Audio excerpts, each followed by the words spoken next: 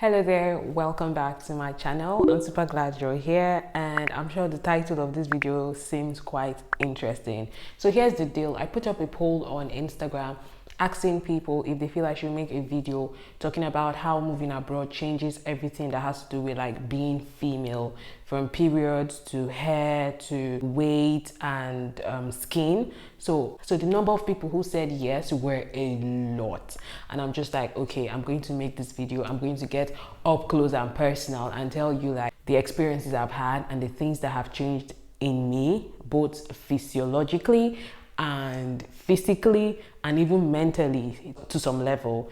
So but before we get started, go grab yourself a cup of tea if you can, or get a drink or something, because this is going to get really like interesting. I'm going to be divulging, is it divulging? Let me use the English I know. I'm going to be discussing some things that have happened to me, and hopefully this would help you if you're going through stuff like this, so you know you're not alone, and so you're not scared and you're not worried sick, wondering what's wrong with you. Hopefully people will also share their experiences in the comment section, just so we have that safe space where we can talk about the things we go through as females moving abroad.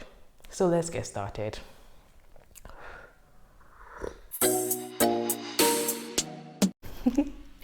Okay, so I hope you're sitting down comfortably. So I'm just going to be sharing. I have listed down a couple of things I want to talk about. So period, skin, hair, and also weight gain. So the very first thing I'll talk about is periods, obviously. Yeah, that's the one thing that makes us female. When I moved to the UK in September, I did not see my period in September, and I was a bit worried. I was like, okay, what's happening? Why is my period not showing up? And that will be the first time ever that my period is not on time. Like prior to that time, I had never ever missed a period. Like my period is very, very regular. Do you understand? So that was the first time in my life, and of course I was worried. I was like, what's happening? Why am I not seeing my period? Why is my period not coming? And if you're a girl, I'm sure you can relate to being scared that it's pregnancy. Even if you've not had sex before, when you miss your period, one of the first things that comes to your mind is, oh, am I pregnant?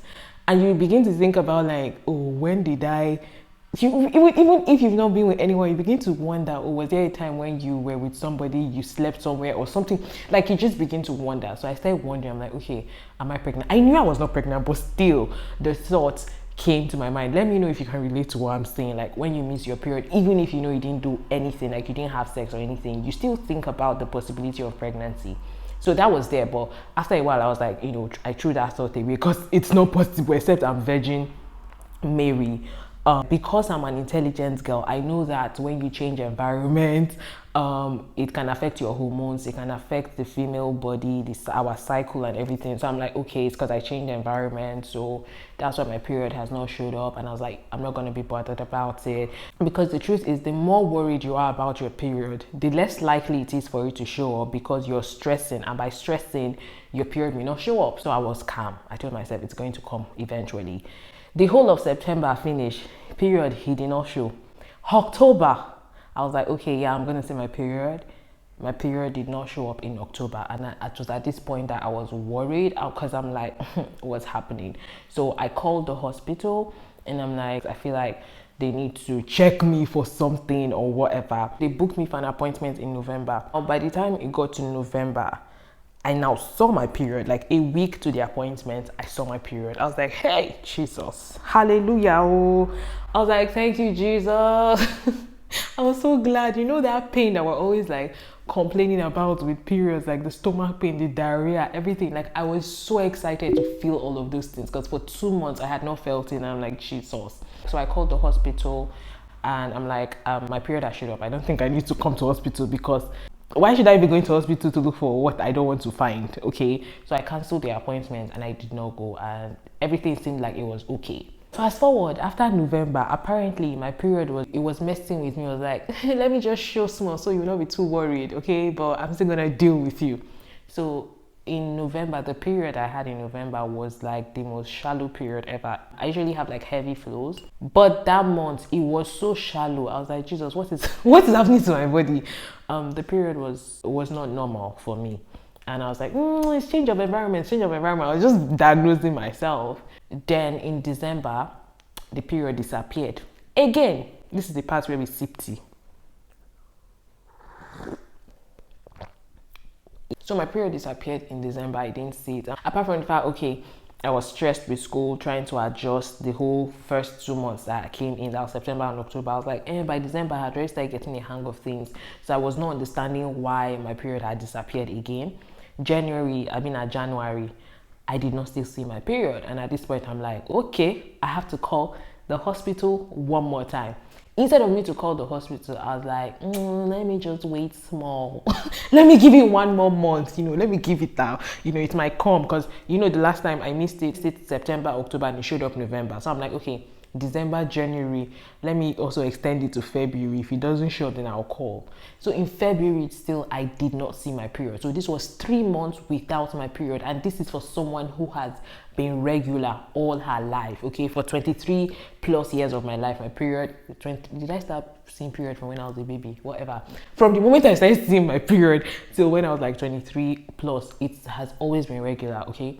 So I finally called the doctor. I'm like, okay, yeah, I called the other time, it showed up, but now it has disappeared again. So they now booked me for an appointment, and the doctor asked me a couple of questions about my diet, where I lived all my life. I told him, he was like, oh, environmental change could play, yada yada, and that also my hormone levels might be fluctuating, that I need to come into the hospital for a couple of blood tests and everything so they can check my hormones and everything.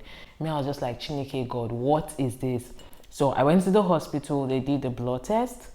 The results came out, and then they said that I had high testosterone, which is the male hormone. That was why my period was not showing up. And I was like, where this one follow come? Good. I was like, where and how? He was like, yeah, diet could affect it, a lot of things. And then next thing, he also said that from the results of all my tests and scans, that and the symptoms I'm having, that it seems that I have polycystic ovarian syndrome, PCOS. And I'm like, how? How did that happen? Like, how? So that was what they diagnosed me with. The doctor offered that, do I want to take medication so that they can stop my period and then try to regulate it? I was like, I don't understand. You want me to take pills, like to be on contraceptive that will stop my period totally, and then when I come off it, I will see my period? Do I want that so that I can use it to regularize my period? And I'm like, hell no. I don't want that, because the Nigerian in me is like, why would I want to stop my period? What if I stop it and it did not come again ever, and I cannot have children after that? Yes, I'm paranoid. That's how I am. And then he said I have to check my diet, I have to start exercising more so that my period can regularize. Those months were some of the most trying months of my life. I actually started exercising because at that point I was now overweight. So I'm going to the second thing, which is weight gain. At the time of this diagnosis, I was overweight for my height, my body mass index. I was overweight, so it's like I need to lose weight, and maybe that would help, because the weight gain, I have gained like 10 kg in the space of 3 months. That's a lot of weight. So I started exercising and everything, and when I started exercising, my period showed up, and I was like, yay, hallelujah. Everything seemed to be going back to normal. Now, about the weight gain, the reason why I gained weight was because I was doing a lot of emotional eating. Because I had come to a new environment, I did not have friends, I did not have family, nobody, especially during the first 3 months, that is September, October, November. Those were the worst times in terms of emotional eating. So whenever I'm stressed, whenever I'm angry, I'll just start eating. So I wasn't eating because I was hungry, I was eating because I was alone, because I was scared, I was tired. And also, just to add to this, when I posted this thing on Instagram, a couple of people started sending me their experiences. Let me just read one with regards to her period. She said, it will be very helpful. I was stuck in the UK last year and my period disappeared. I was basically panicking for months, but it finally came. I got darker, the water was hard on my skin. I'm moving back for masters in August. This will be very helpful. Also, another person shared on emotional eating. She said, emotional eating was the main struggle. I'm a weight loss coach who has lost 27 kg with Nigerian food. So having to deal with what I coach my clients on was crazy. My skin started breaking out from October to December. It was a lot, and I'm out of that phase now. And it just gives a different perspective on why people keep struggling to lose weight. I was in a helpless state. All the knowledge I had about healthy eating and willpower disappeared. This is going to be very helpful, Chidera. I asked her why she started emotional eating, and she said the stress was so much. I wanted to escape from it all. No friends, no family members in a strange land. I came in and immediately I had to be in 2 weeks quarantine. It felt like prison. From one lockdown to the other, everything was strange. Then the workload from school, spending hours to watch lecture videos, I was exhausted. I just wanted something to ease the stress off. And I was like, I'm screaming because this is literally me. So that was what happened why I started emotional eating, because I was stressed, I was lonely, I felt so alone. And so whenever I eat food, I found comfort. So that was how I gained 10 kg in the space of 3 months. Because when I'm crying in the night, next thing you know, I'll order food and the food arrives. And around like 11, I'm up on my bed watching Netflix, crying and eating. So yeah, that was when I started the whole weight loss journey. My period once again disappeared. See, I have gone through, I don't think I've seen my period in that whole year. I don't think I saw my period up to 5 times.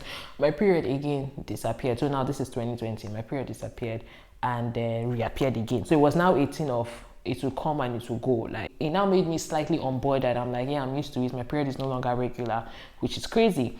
And at the same time, I was also worried about fertility, because for me not to see my period in a month, it means I did not ovulate. And you need to ovulate every month if you want to have children eventually. Like, you need your fertility to be okay. So I was concerned about fertility too. And going forward, at some point, my period stopped. Then what I started seeing, I started spotting. Like, I started seeing spots of blood, but not like my period. Like, I saw this constantly for 2 weeks, okay? I'm just like, okay, what is this one now? We've gone from irregular period to spotting. Waiting they occur. Like, what's happening to me? And during that time, I started breaking out like crazy. So I'm going to skin now. When I first arrived in the UK, my skin was quite okay. I'm not one to have like severe acne or pimples. Okay, my skin was thriving. So these are some pictures. You can see the date at the top. So my skin was thriving up until the towards April. In 2020, my skin just changed overnight. I just woke up and saw like massive pimples and spots all over my face, and I'm like, oh Jesus Christ, what is happening? So during that time that I was spotting, I was also having massive breakouts, and I'm like, what? Like, I was just so exhausted of the whole process, my body not understanding what's happening. And so I had to call into the hospital again, and they booked me for an appointment. They said they have to do, I missed something. The last time when I was diagnosed with a polycystic ovarian syndrome, I had a high vaginal swab. You know what a high vaginal swab is, right? So I had that, and one thing I hate about that test is that they had to put that instrument inside me and then open, and then I hate that instrument. I hate it.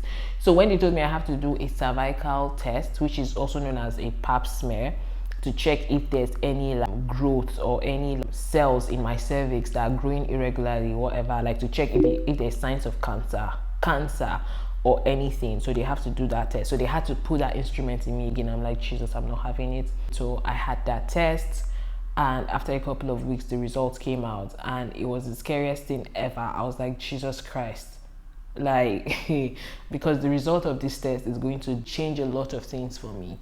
But as God we have it, so there was nothing on the test. The test was negative.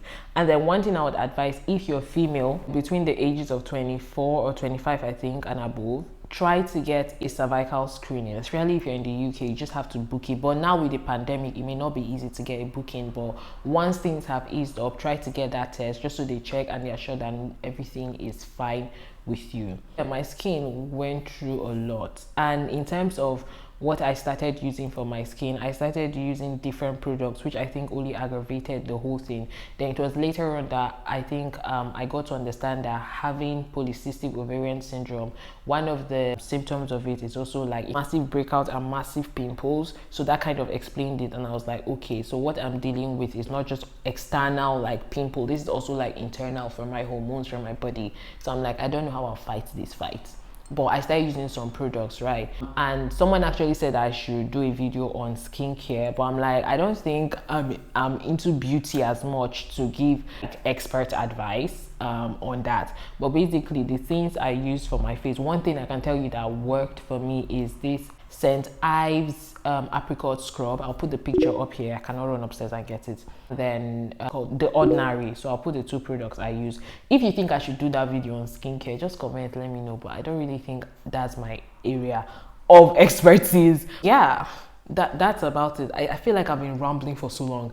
So if you're watching this video and you're female and you've experienced some of these things I'm talking about, if you could share your experience with us in the comments, it will really help. But at the same time, it's something that is personal, so I totally understand if you don't want to share that. But the point is, when you put that out there, it helps other people just know that they're not alone. Because I almost lost my mind when all these things was happening to me, and I'm like, Kilele, like, what is all of this? But all in all, it's not been totally bad. Like the whole psychological changes, moving abroad. One thing I can tell you is that my hair has been thriving. Like my hair keeps growing, and I'm like, okay, that's one positive thing. So this is my hair. There's nothing here. Like there's no whatever.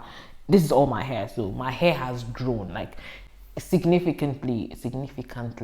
It has grown, it has improved, and I'm not good with hair care. Like I don't do hair care. I don't do the whole wash your hair once a week, all of that natural hair things. I don't, but still my hair is thriving.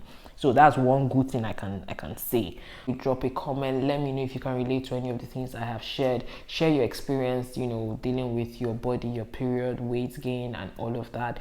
And yeah, I was able to drop that weight. So I worked out consistently for like 3 months plus, and I dropped the whole 10 kg that I had gained. And now that it's winter again, I've already gained another 3 kg, but thank God it's not like a lot. Sometimes I still do emotional eating, but it's not as bad as it was, because now I have like a support system. I have friends, I have people like you on YouTube who drop like the most helpful comments ever. And sometimes when I'm having bad days, I read the comments here. So it's not as bad, but I still do that. So I've gained like 3 point something kg since the whole winter started, but it's a major improvement from gaining 10 kg. So let me know if you found this video helpful. Share this video to your sister, your friend, a female who is in the UK, because you can never tell what people are going through dealing with stuff. Yeah, sips tea. Alright guys, we have come to the end of this video.